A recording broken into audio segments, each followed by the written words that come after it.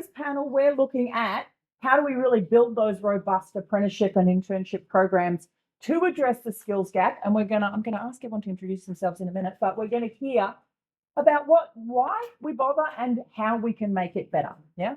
Marty, you're on that end, so you get to kick off. So we have Marty, we have John, we have Bridie and Alana. Good morning, everyone. I'm Marty Burgess. I'm the CEO of Workplace Learning with you today with our Mindflight program, as well as being at Mindflight and Workplace Learning, where we place students who are doing their vocational course in the HSC. Placed 3,500 students last year in the street. My background before that is being an auditor with ASQA, a few years in the Solomon Islands as skills advisor and that programs there, and before that I was in fact for a very long time. I was faculty director of trades here in Illawarra. So John Wills, I'm the vet and RTO manager at Catholic Schools, Parramatta Diocese. We have 26 systemic schools to look after. Yeah.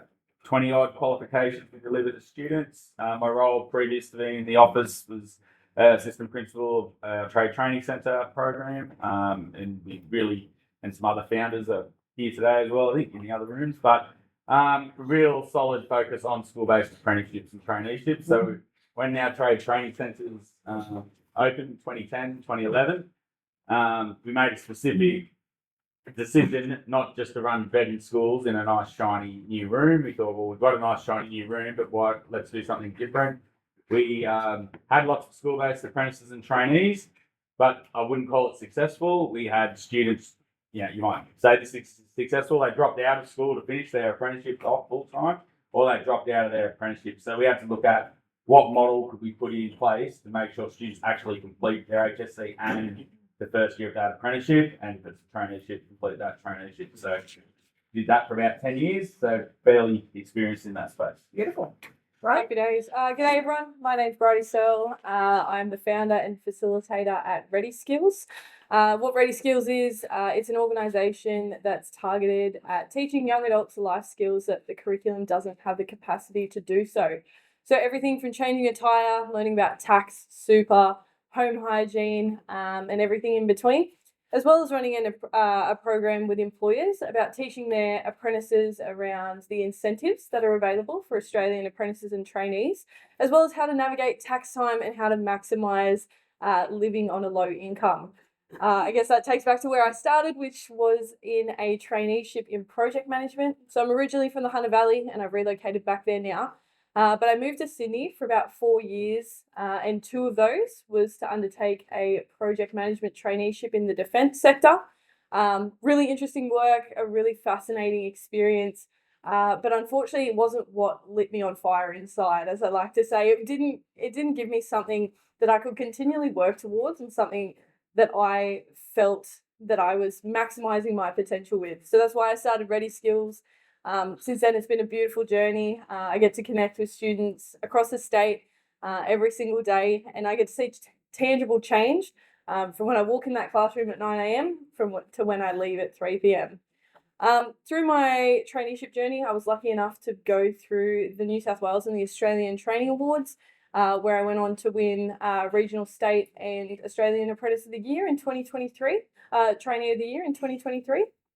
And it allowed me to build the network that helped me build Ready Skills program. So it took about 12 months for me to work alongside educators, students, parents, and most importantly, industry, to ensure that I was building a curriculum and building programs that would be effective for students, that appealed to teachers, that parents could see the value in, and that industry could see being star employees for their early early opportunities.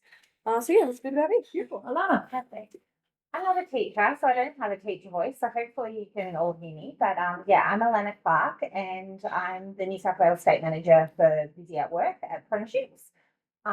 Busy at Work is one of 4 apprenticeship providers in New South Wales, delivering apprenticeship services across the state. So we pretty much get involved to complete the training contract between an apprentice and employer, and facilitate, depending on the qualification, contact throughout that apprenticeship, and administer the federal government incentives that are available to either the employer and the apprentice. I've been doing this for about 15 years now, but I guess started in the industry 20 years ago as an employer of apprentices. So that's where I guess, my love of this industry started and progressed from there. So I've got a bit of a employer perspective in terms of having apprentices, but also the perspective of leaving school and not knowing what to do and feeling like everyone was going to university. So started off doing a chiropractic science university degree and realizing that, that's not actually what I wanted to do. And made a very big pivot and went into beauty therapy and had my businesses in that space. Just passionate about, I guess, communicating all the options that are available to students and not necessarily feeling the pressure of having to go down the university pathway. Beautiful. So, our conversation is around how do we build it? How do we build these great platforms? So before we kick that up, John, I do have a question for you. Why does it matter? Why does having the apprenticeship model matter? So, well, yeah, I think we have to have that. We've got to address that skills shortage. Gary, we need the pipeline in, and you need to be learning on the job. So I think the apprenticeship model, and I think the apprenticeship model could be applied to many other industries. I'd put my hand up and say teaching should be more of an apprenticeship. You need that. I don't know how we all went to uni, did our 3 or 4 years there, and then really didn't start learning about how to teach till you got into it. And for some people, you find out you don't build for it. It's not what you'd like to do. So I think many industries could take on the apprenticeship type model. And why is it important at school? And I suppose I'm pretty down the line on a lot of it, though. I've got some pretty firm views on things. It's definitely not work experience, and that's the big thing. Like I'm really lean on the employer side of these things. The employer is really investing in the young person, so they want someone who actually understands their industry and wants to be there. It's not just, I'm trying to escape school, I'll try this apprenticeship, or I'm mucking up at school. Maybe some time, one day a week at work might help you engage in school. So it's all that work that many people in the room do now to actually unpack what is a specific industry all about, providing proper work experience opportunities, and then students making informed choices. So it's not a try before you buy scenario. Signing into the apprenticeship this is what I want to do, at least for the next, and in school-based situation, it's 5 years. So I always talk to the students, you're committing for the next 5 years of your life. It's not, I might just do this for year 11 and 12, and then I'll see if I want to continue with it. And another thing when it's apprenticeship, so different to traineeship, apprenticeship, you are making that decision there and then that it's not an ATAR. Because what are you saying to the employer if you're signing into an apprenticeship, but, I'm going to sit exams and get an ATAR as well? That's like, you've signed up for 5 years, you've signed up for 5 years, and you still go to uni afterwards if that's where your career takes you. But signing into a school-based apprenticeship means that's where I see myself being. And look, doesn't go swimmingly for everyone, and they might change their mind, but at least the intention to start needs to be, for the next 5 years, this is where I see myself going. So it's putting those sort of parameters in place, and that's how it'll make things successful. So you've got to be sort of firm with the students and the parents up front, and really drill down. Even things like, want to be an electrician. So you've got to go have a look at the students' results. Like, are you ready to be an electrician yet? If you're in the lowest maths getting a D, you're not ready.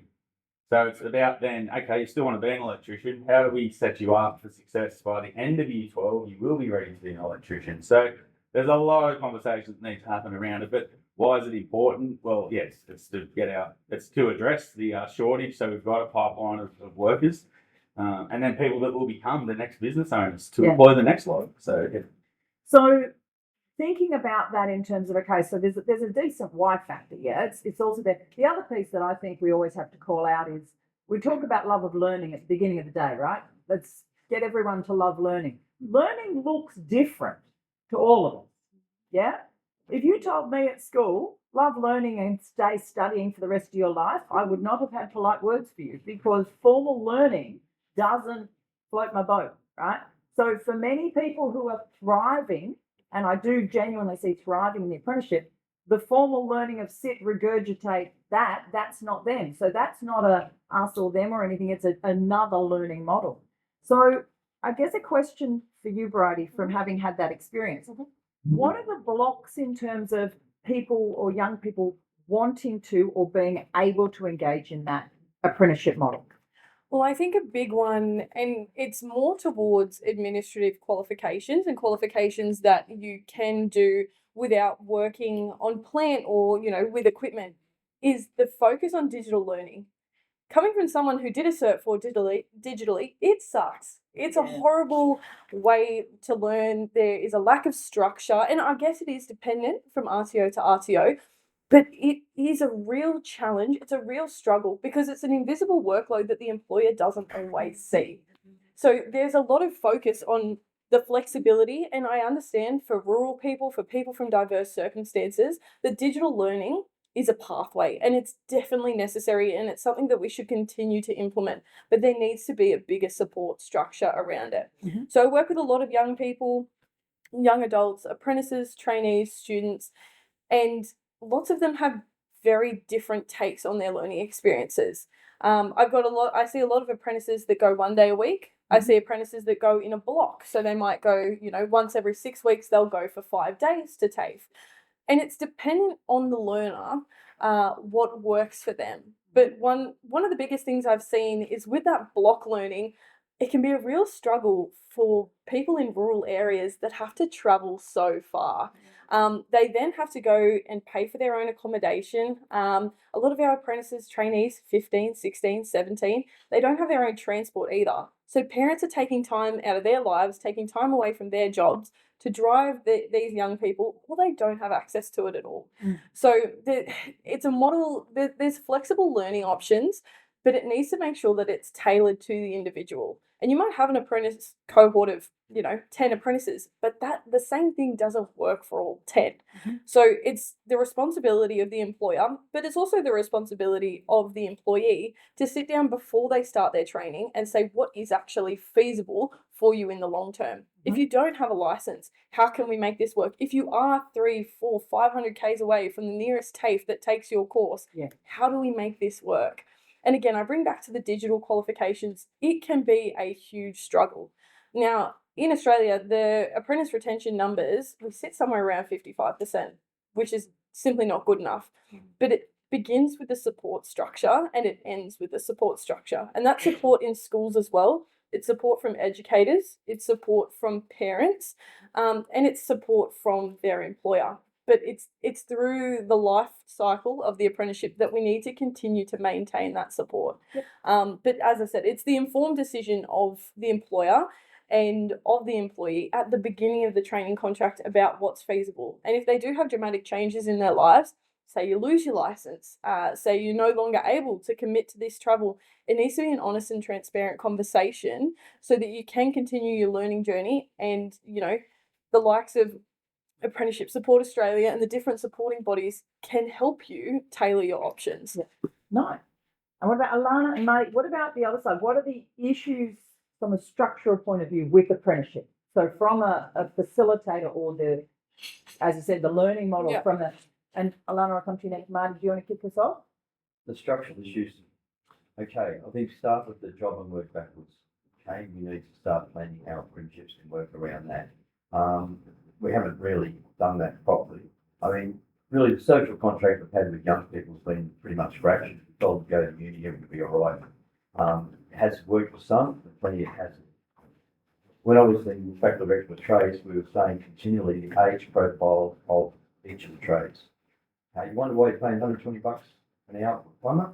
We watched them go from 40 years old, 41. It was all predictable. So the structural things are out of sync with where the skills are and also where the needs of society is at the moment.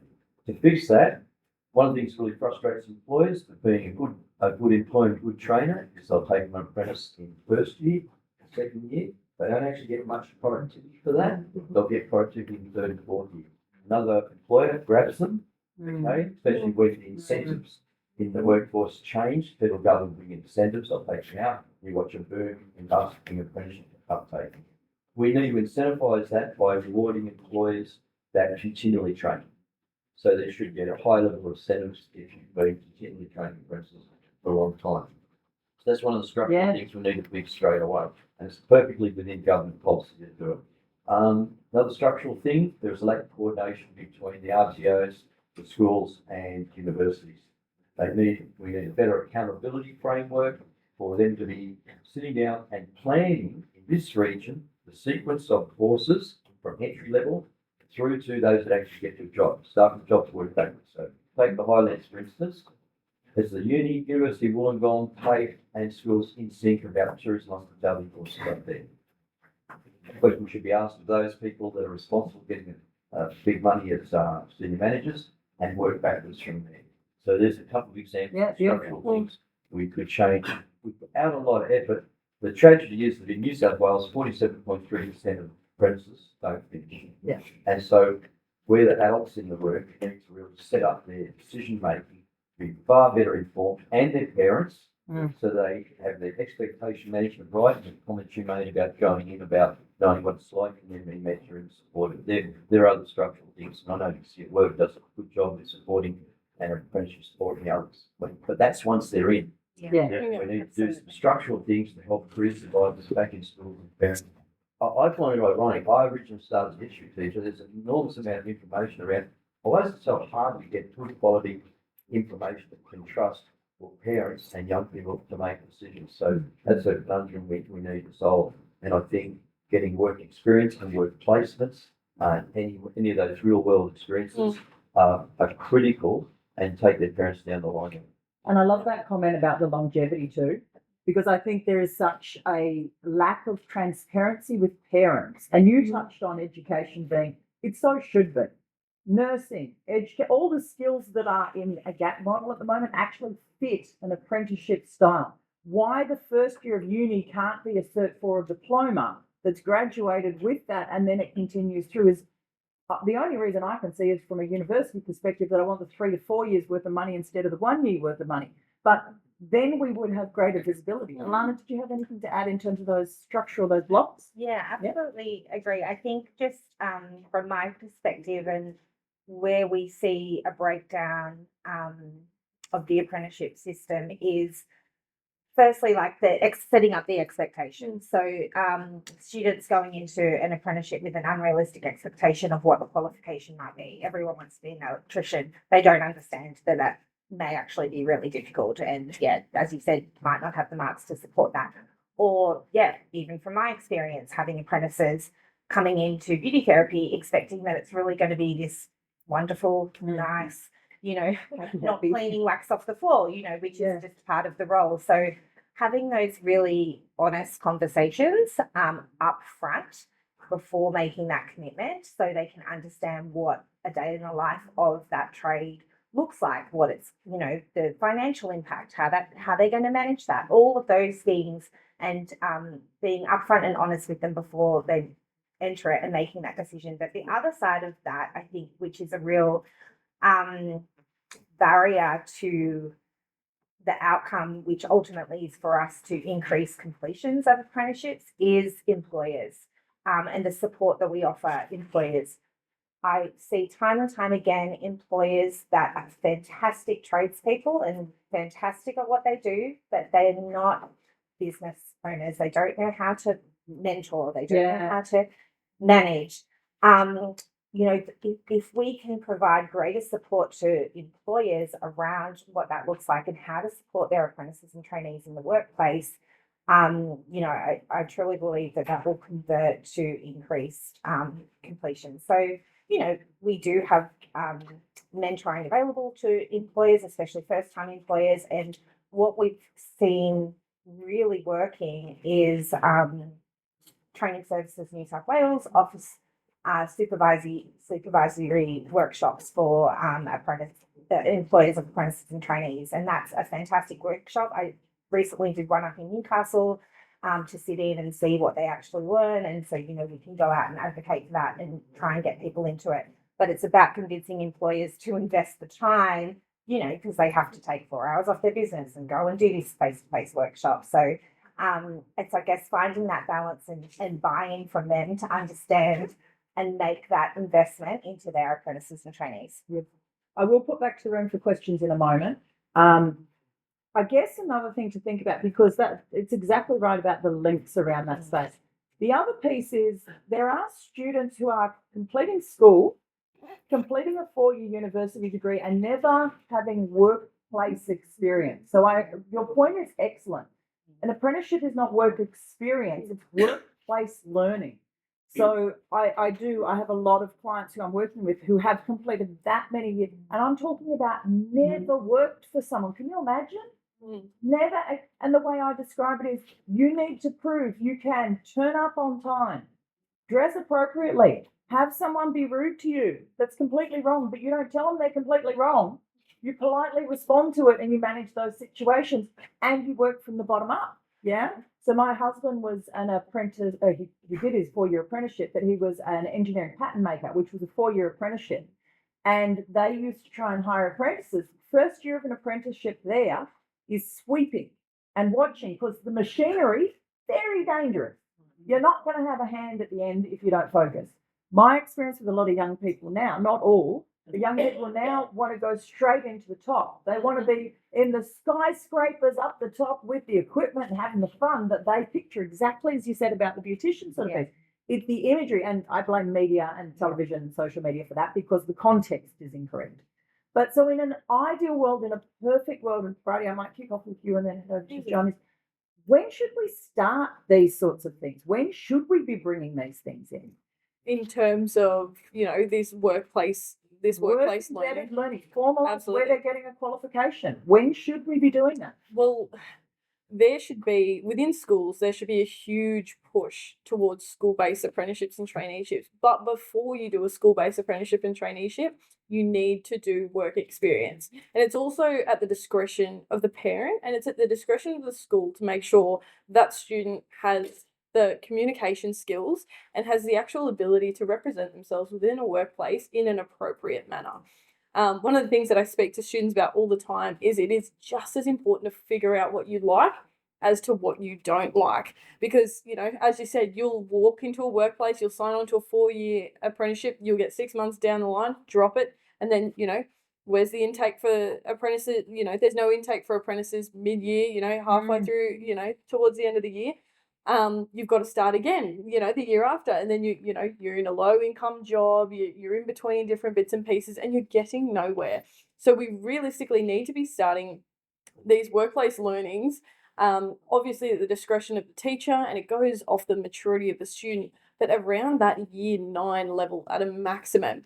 And I think that there should be a huge push within industry and within community to advertise themselves as an organisation that does take work experience students.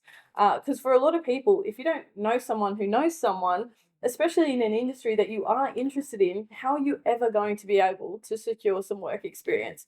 So it's in the hands of industry and community as well to advertise that this is something that they offer and that they are willing to take students on and give them an interactive experience, not stick them in the corner, not stick them on the reception desk, but give them a holistic view of what that role will look like from the day you start to 10 years down the line when you've progressed. But it does start around, that year 8, 9 level to gauge the maturity of the student to ensure that they can go out and represent themselves appropriately, because they're not only representing themselves, they're representing the school as well. And I think that we should start to see some kind of mandatory work experience at least twice within a student's life at school. I did my work experience as a landscaper. I'm not a landscaper. The second I got there, I thought, I'm never going to be a landscaper. But guess what? Got my hands dirty for a week and potted some plants and, mowed a lawn. And I thought, this is sick, but it's definitely not for me long term. Yeah. So it's just about gauging what is viable for you long term. And you've got to start that young so that our students aren't working towards something they don't know that they don't want to do. Yeah. Yeah. Well said. Who here, just a show of hands, who is in a school that does do work experience still? Who here is avoiding it like the plague because of paperwork or the administration? Yeah, a bit. Yeah, there's schools avoid it because we're being at a systemic level over the Catholic Education Office, is that because of the risk to students, that schools don't want to take that risk because people are more litigious, I will say, like the parents Completely are agree. very litigious nowadays and will go to their solicitor at the drop of a hat. And so schools are now just going, it's too risky. I'm not. Yeah, And totally agree. employers are also, there was a few years ago, people might remember that they were going to try and bring the working with children check Yeah. as well for employers, which we were like, that's just going to kill It's work just- yeah. experience. Yeah. Totally agree. What I do with a number of the schools or families that I work with is don't do it through the school, make them do it on the holidays. Use your network, but it's not a work experience, it's shadow. It's not a work experience, it's a shadow, it's a conversation. It's not going in As and soon as the working. school knows about it though, you've got a duty there. So yeah, that might be great, but as soon as you're aware of it, Yeah, so you just got to avoid, like, that's great. which Go goes do back to something. your risk. Yeah, uncle might take you out, I don't know. But as soon as you know as a school, you are, Yeah. yeah. So come back So, to yeah. this question. Yeah, so When this should you question. formally- So yeah, 100%, like I'm like, and it was mentioned this morning as well, primary school, we've got to start getting this exposure out Yeah. there. So that doesn't mean we've got, year 5 kids off at work, but it's how do we bring these links in? How do we get Correct. industry into schools, in primary school, and start, and with parents, it's a better time to get the parents engaged to actually come to school. In primary school, it's very hard in Yeah. high school. So I think that's where it begins. And I think, what is work experience? We need to look at that as well, because you just mentioned the issues and the paperwork. How do we, like, I'm sitting in that seat in our head office about how do we try and how do we simplify it for employers. I recently did it as a parent for my son to try and just scored a full-time apprenticeship from year 10, but trying to do the work experience paperwork and me sitting with and these are my forms. And I'm sitting with the employer going, this is ridiculous. I'm thinking, this is hard work. If I wasn't here, how would this guy do this? And so how do we simplify it and make it work for everybody? And then maybe it is more incursion based. It's immersion days. It's Yeah. just got to be a range of everything. But 100%. Before you take on that Yeah. commitment to an actual job, whether it's full-time apprenticeship or a school base, you have to do some time in there. And I think the bigger part is like encourage every student to get a part-time job. yeah. I think that's where you learn all those skills, those transferable skills, and it doesn't matter, like you said, even going off to do your landscaping. Oh, 100%. You learn how to get out of bed, get up, Yeah. pack your lunch, Just get there. Stupid. And then one of the biggest strengths where your work is now is our vocational courses in New South Wales, all the framework courses. Like, it's one of the big strengths is the mandated work placement. Mm. So yes, it has its challenges. Yes, do students need to do 2 weeks of it for every course if they're doing multiples? There's lots of things we can review, but it's such a strength that kids have to go out to do work placement. And so at least we can do all those introductory things from primary school up to year 11. But then year 11 they get that opportunity. So again, what a great opportunity it is to take on a vocational course in years 11 and 12. And that rethinking. Yeah. Rethinking how, right? So what can we do as immersions? What can we do as excursions? But how can we rethink what we're doing instead of doing what we are? Can I ask show of hands in the room if you've got leaders who are part of the problem with trying to create a different model of doing it, or if you, part of the problem? Anyone got leaders that are so on board if you take an idea to them? Anyone not had the conversation with their leaders by the look of the room? Yeah, because the leadership we have to have on board. They have to want it as well, because it changes our retention, it changes our engagement in the learning, for exactly as you said, if I've got to up my maths because that's what I'm going to need for it, now I've got my why. Right, you wanted to add? I just wanted to add that I think another big part of it, as you said, like we need to have these career conversations in primary school, but what we need to focus on is about the variety of careers and the diversity of industry, because you ask a young, like a child, what do you want to be when you grow up? I want to be a doctor. I want to be a pilot. I want to be this. I want to be that. Barely ever are you seeing much variety in that answer. So we need to, as educators from primary school all the way through to high school, I was in high school and I, knew nothing about project management, knew nothing about the apprenticeship or traineeship system. When I went to go and sign up for a school-based apprenticeship, I found the employer, I got them on board, and my school said, nah, too hard. Yep. Too hard. We're not bothered with that. And had they have said yes, my trajectory would have been completely different. But yeah, I think a big focus obviously is having these conversations, having them early, but having them about the variety of work as well. Like, look at the Busy at Work apprenticeship and traineeship, the A to Z of them, they are unreal. some of these, and I work in this space every day, and some of these I've never even heard of, right? So we need to make sure that we are advertising the variety and the diversity and sparking students' interest and showing them that those pathways don't have to be like everything else. That there's variety there, there's diversity, and you will be able to find a career that you're passionate about if you look, if you look in the little nooks and crannies. You don't know what you don't know. 100%. And Yeah. you can't be what you can't see. Yeah. So I always So that's find- rhyme. yeah, like I have conversations with my kids all the time because, we might be driving past a building site. My daughter had never even thought that she could potentially be a carpenter. Like and I was like, how have I not had this conversation with you yet? But going to primary schools and talking to children about, the vast variety of occupations that are available and breaking down those gender stereotypes as well will increase our participation for females in non-traditional male dominated trades. But I think also what saddens me a little bit about this conversation is both what you've said is around the complexity of the system. Yeah. Like, it is so Yeah. complex. Like, I have been doing this for a really long time, and there are so many questions, things that come up that I still don't know the answer to. Yeah. And even when you then think you know the answer to it, it changes. Yeah. So the structure of how often we support the employer or an apprentice, that they will come to terms with the expectation of what that happens, and then our contract changes, and we might go from 4 contacts to 1 contact to Yeah. even none, depending on the qualification.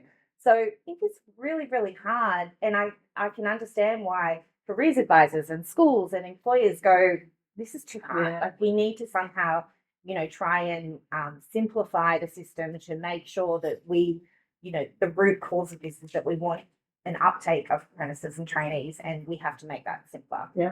Marty, did you want to ask? You're sitting very quietly. Sorry. Yeah, I've been thinking about that whole conundrum and the status of apprenticeships and the pressure on young people to make decisions which have got minimal information and confusing in their parents, and the mantra that you need to go to uni and wake up a few years later and find out, and how we solve it. I think that's the essence of the issue today. The point about you can't say you can't be what you can't see.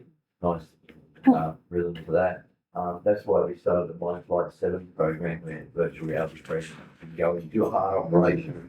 Get move from that fixed to growth mindset. But that's just one mechanism. Getting your hands on is far superior. And maybe think about a STEM project you ran here across time today in Sterling's in next room.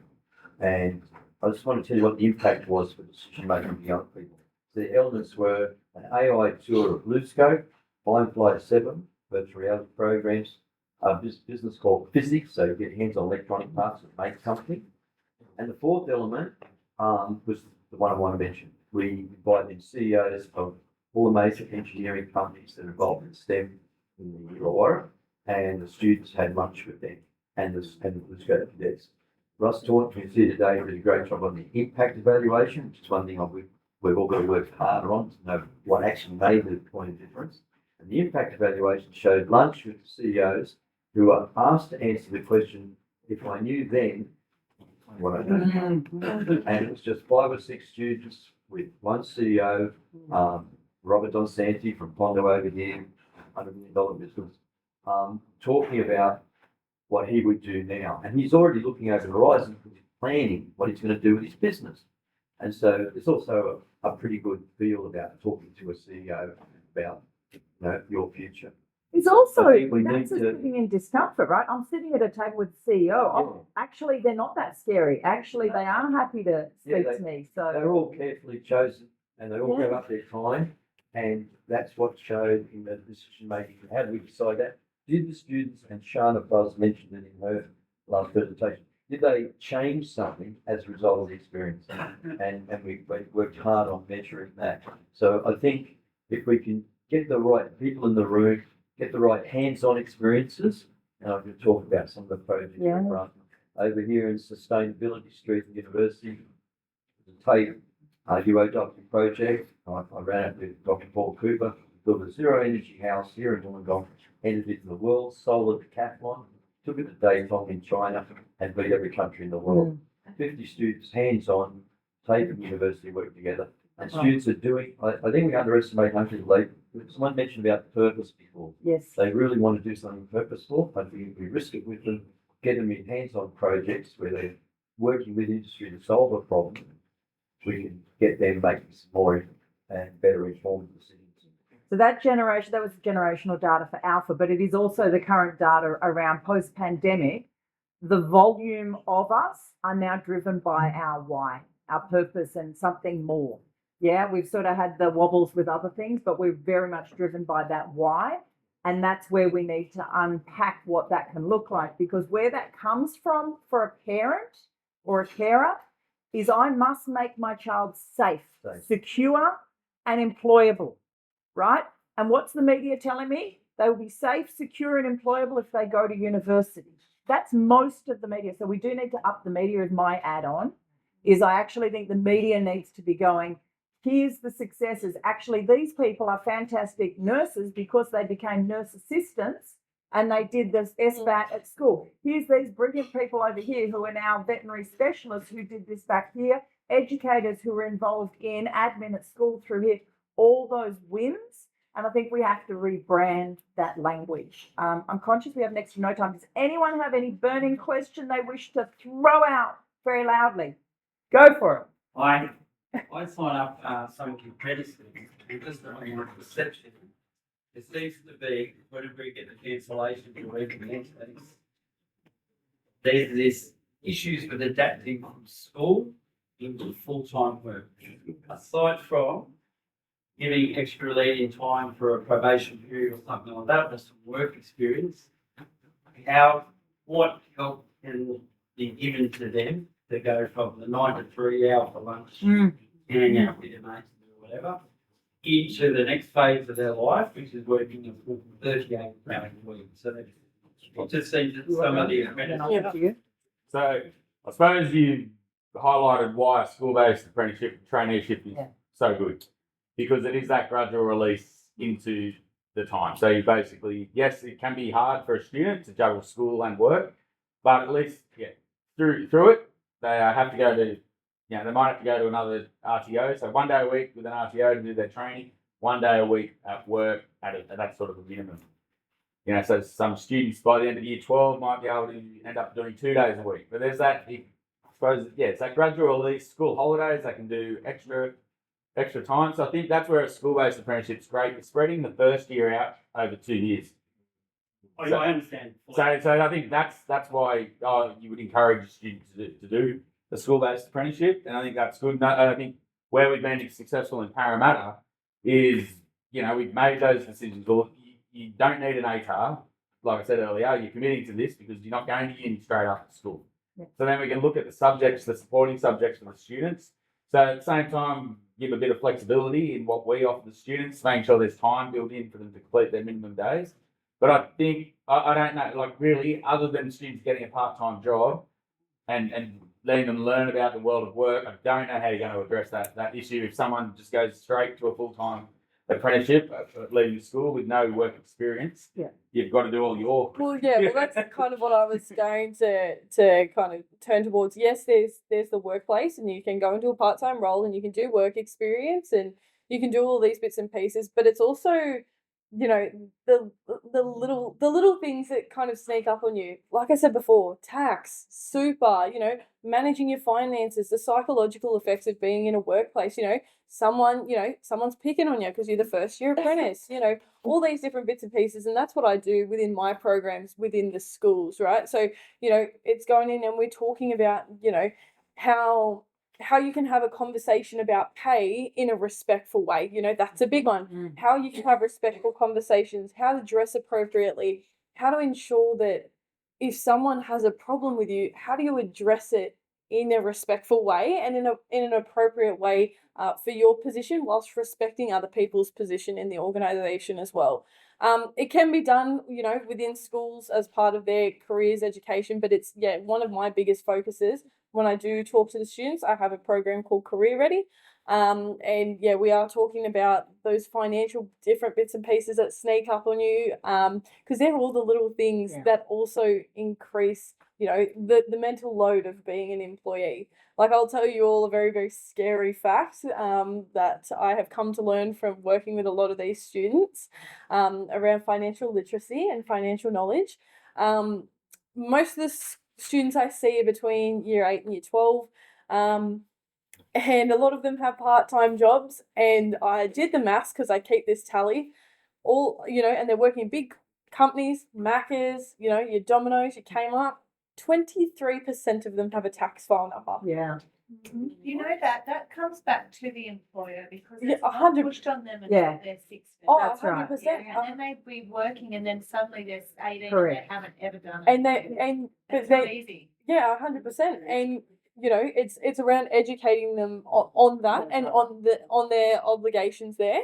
But yeah, you know, these little They things, don't, these it goes little back to things. what they don't know. Yeah. But that's also a problem in the university space because they don't know. So they're working in hybrid and they don't know how to go. So this is another session for another day because our time has come to a close. So thank you all. I'm not going to do a summary because I think there was so much that we want to talk about. I'm going to hand to Fran because I'm conscious people are staring at me.